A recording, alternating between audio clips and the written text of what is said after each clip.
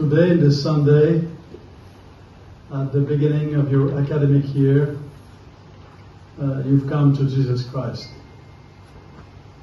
Jesus Christ, through God and through man, who's the unique mediator for our alliance between God and humanity. And through the Eucharist, you come to Jesus Christ. When you open the Bible, you go to Jesus Christ. When you visit the poor, you go to Jesus Christ. So you begin this year with a lot of work in front of you, time necessary to study. But it's not the first time in your life that you study. You have experience. You know what it is to study. Also, you know that somehow you need to pace yourself. You know that if you spend, I will study hard, well, I won't sleep. Well, a couple of days later, you will fall on your bed and stay there for a couple of days.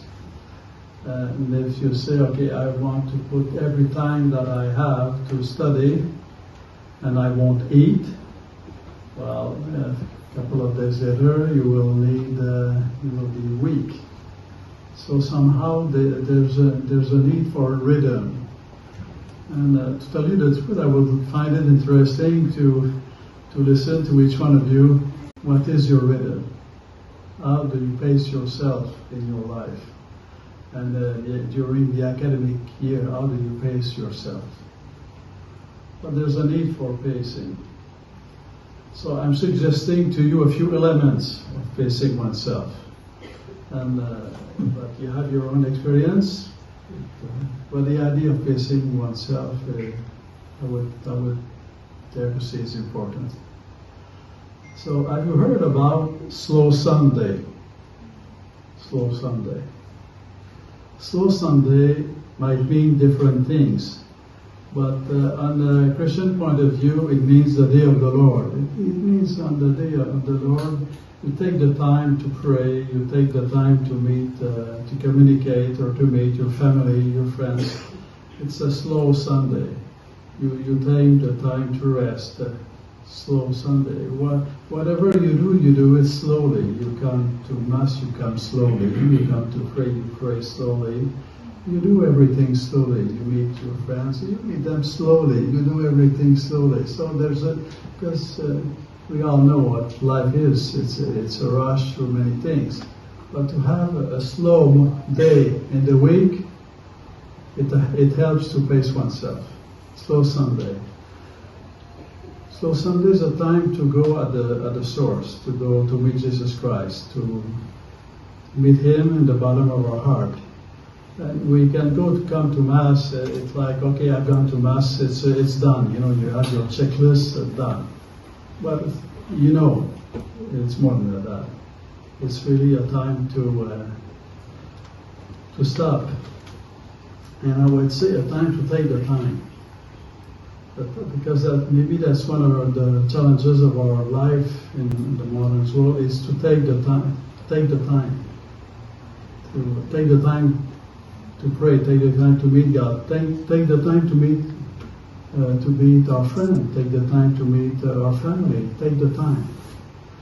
And a slow Sunday is a time to say, what kind of a week?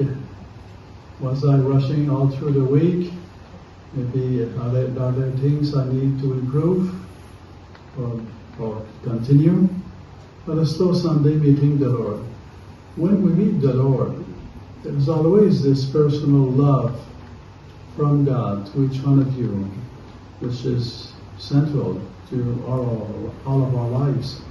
But there's also the fact that when we meet the Lord, He puts in our heart also a love for others.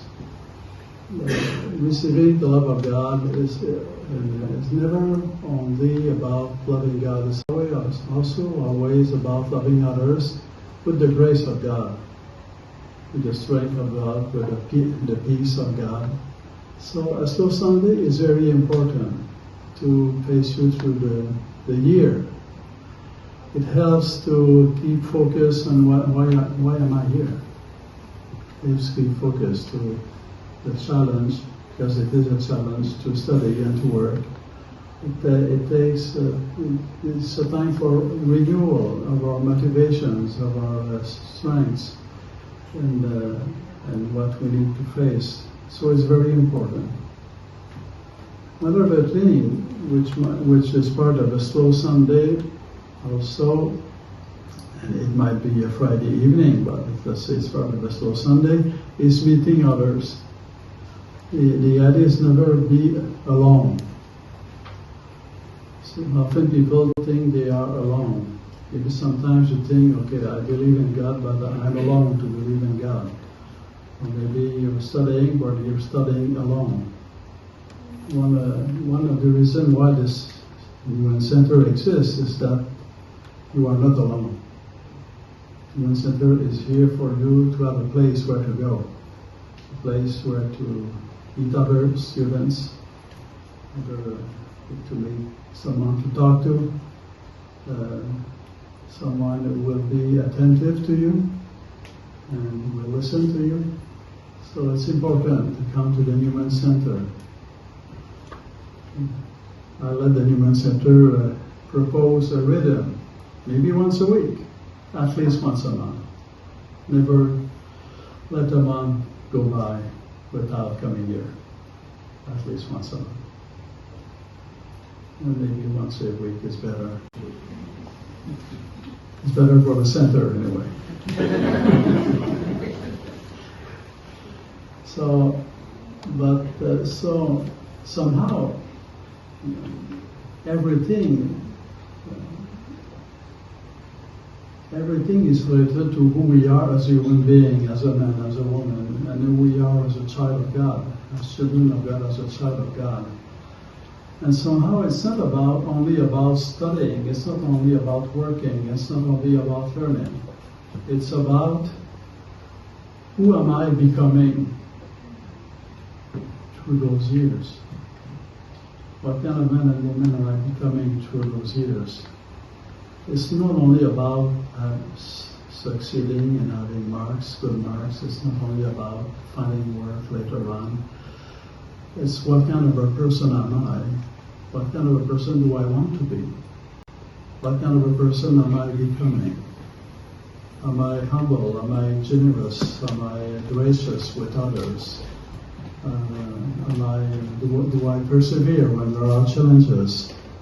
Am I there to be? Am I available to help others when the help is needed? Am I there to ask for help when I need help? Am I there to pray to God every day? So, what kind of person do you want to become through those years that are in front of you and through this year? And whatever religious aspirations are an expression of what we're made for, but also an expression of the work of God within us. So listening to the voice of God,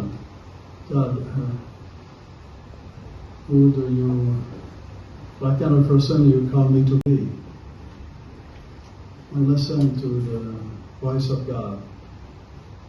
And He guides us, and He will guide you. He will answer your call. At the same time, sometimes what we need to do is clear. We have a program, okay, and this is my schedule of study, 3 hours, 4 hours every day. And then I do it for 10 days, and afterwards I'm 5 days without being able to study. But having prayer at the heart, even of our study life, it might seem something that is strange to study. You studied as life on earth, and you prayed as life in heaven, but no. Everything that the person you become through studying, through working, through patience, through generosity, God is there for you, to help you.